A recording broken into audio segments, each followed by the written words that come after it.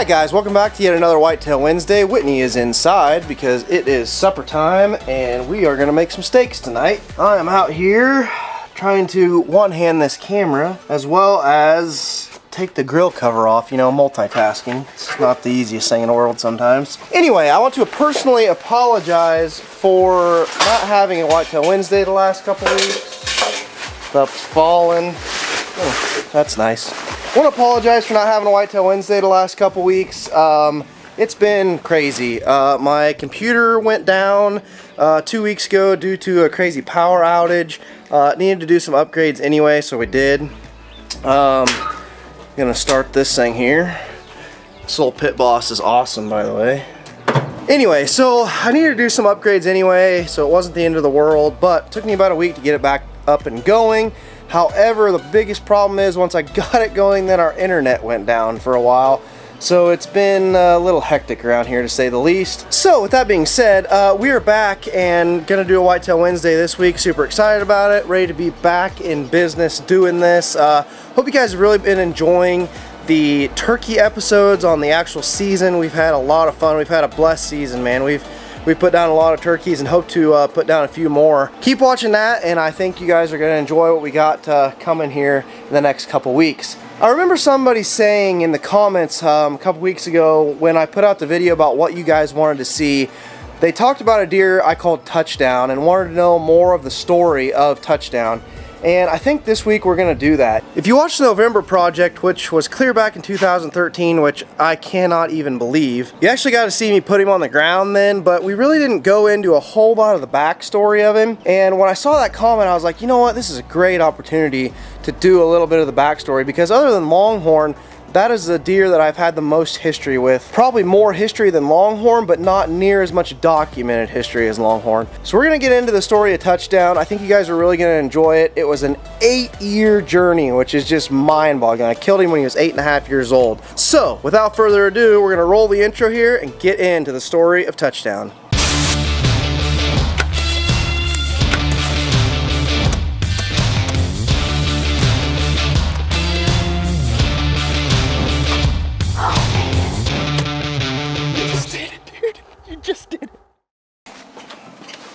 So since Whitney and I are outside grilling anyway, I figured I would just sit out here on the porch swing and tell you the story of Touchdown.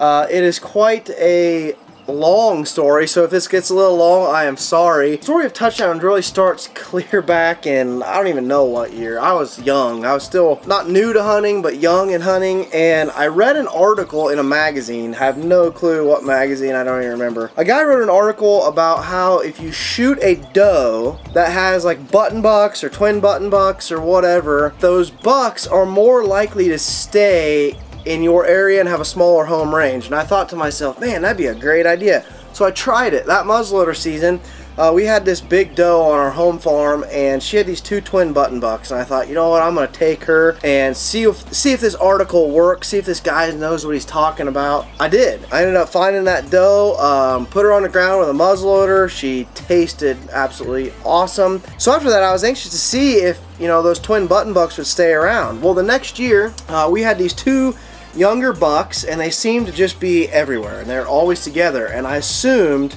that it had to have been those button bucks. You can think I'm crazy, but this story is 150% true. I promise you, it's just absolutely nuts. So that whole year we watched these 2 bucks. They were just 2 little forkhorns. They ran around, they're always together, always on the farm, just running around all the time. So the next year, I just started getting into filming, and when I say filming, I had a little HD Handycam that was horrible.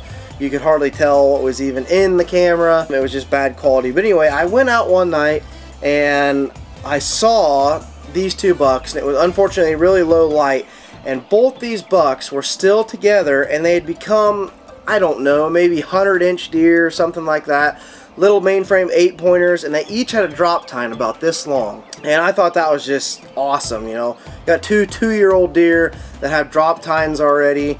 At that point, I knew they were definitely these twin button bucks for the fact that, you know, they each had a drop tine. Their genetics were obviously the same. Really cool. So we watched them throughout the year, saw them, you know, off and on.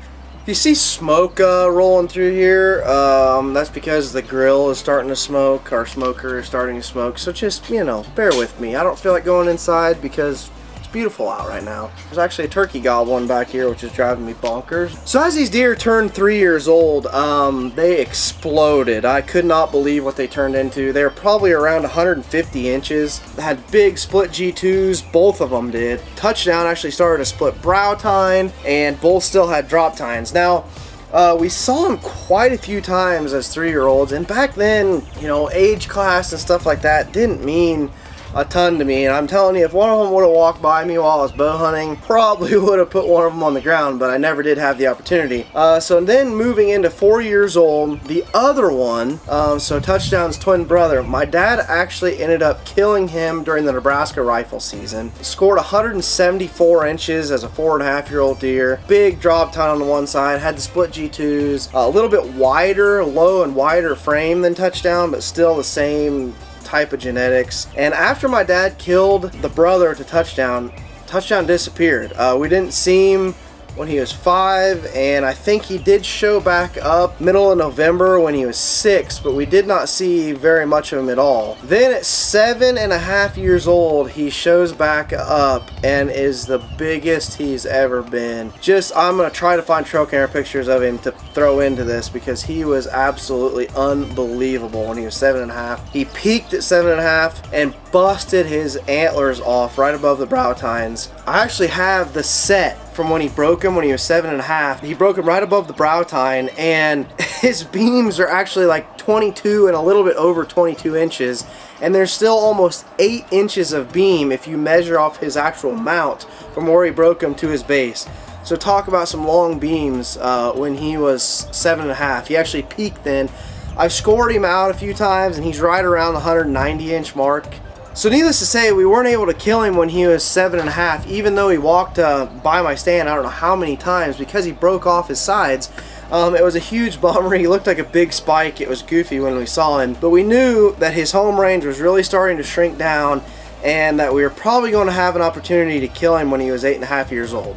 So now it's the summer of 2012. I'm starting to get pictures of Touchdown growing into a giant deer. He's starting to look exactly like he did when he was 7.5, and I'm like, oh my gosh, you are gonna just be an absolute giant. Unfortunately, 2012 was the year that we had EHD here. Absolutely horrible. We found several dead deer on our home farm, and in the middle of the summer, Touchdown disappeared, and now I'm sweating bullets thinking that he probably died. I was just gonna be devastated to watch this deer for this long and have EHD kill him. Luckily, he did not die. He did get sick though. I had several pictures of him. His ribs were showing. Just looked absolutely terrible. I'm gonna try to find these pictures, guys. If I don't, bear with me. It's been several years ago and I have a ton of trail camera pictures on my computer, so I hope I can find some of these pictures. If not, I apologize. He looked terrible, and I knew he probably had EHD. I just didn't know if he was gonna be able to survive it or not.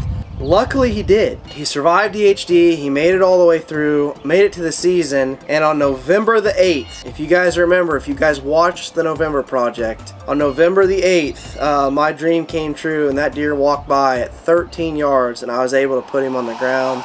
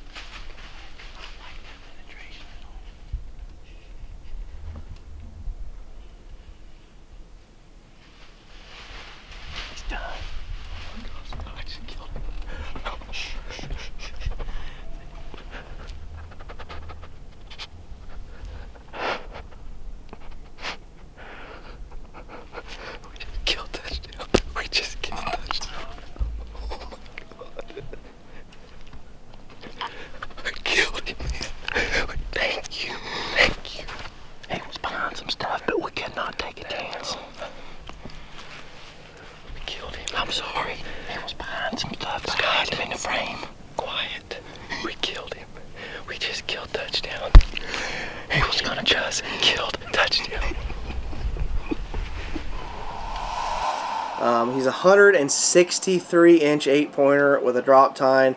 So he went from 190 to 160 basically. The story, I can never ever have another story like that, I don't think. To be able to follow a deer literally from the time he was a fawn, a button buck, to the time that I put him on the ground at 8.5 years old, I'll never top that. You know, Longhorn was an awesome documented story from 2.5 to 5.5. You know, we were able to document him every single year on camera. But Touchdown, I mean, Touchdown taught me how to hunt. Touchdown was the defining deer of my hunting career, I guess you could say. He's the deer that made me, you know, become obsessed with bow hunting, had me become obsessed with just hunting in general. He gave me so much respect for whitetails, for a deer that I hunted every single year for that many years, and didn't put him on the ground until he was 8.5 years old. He really helped me learn how to hunt, made me patient as a hunter. I just can't say enough about the stories that I have with that deer. I hope you guys enjoyed the story of Touchdown. It was definitely a cool story for me. It's been so many years.